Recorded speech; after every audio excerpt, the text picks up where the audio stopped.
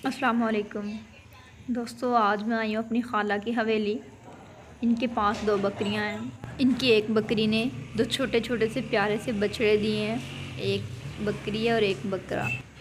तो मुझे ये दोनों बहुत ही प्यारे लग रहे थे, तो इसलिए मैंने सोचा कि आप लोगों के साथ भी व्लॉग शेयर कर लेती हूँ। तो चलिए आज मैं आप लोगों को इनकी हवेली की जो है वो सैर करवाती हूँ।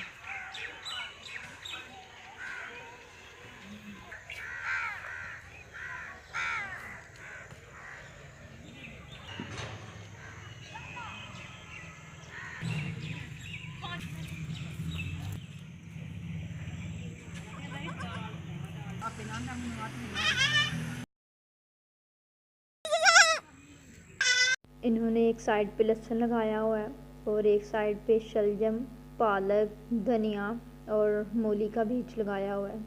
और इन्होंने बहुत सारी सब्जियां जो है वो अलहदा करके लगाई हुई हैं।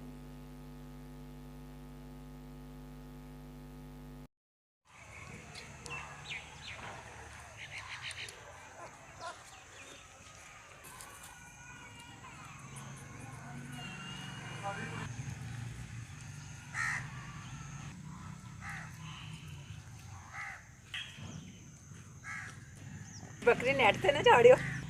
ਹੁਣ ਤੇ ਚੜ ਗਈ ਨਾ ਰਹਿ ਗਈ ਗਿਆ ਕਿਤੇ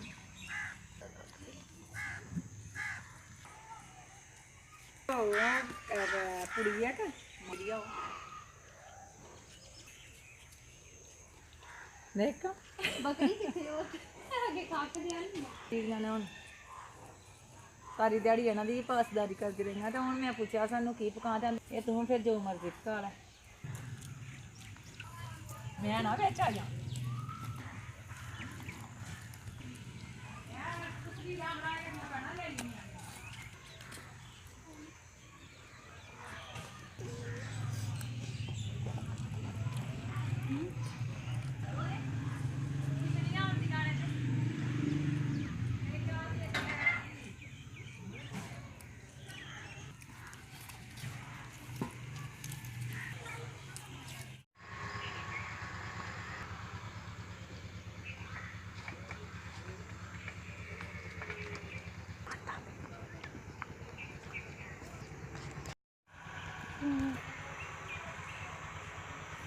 एक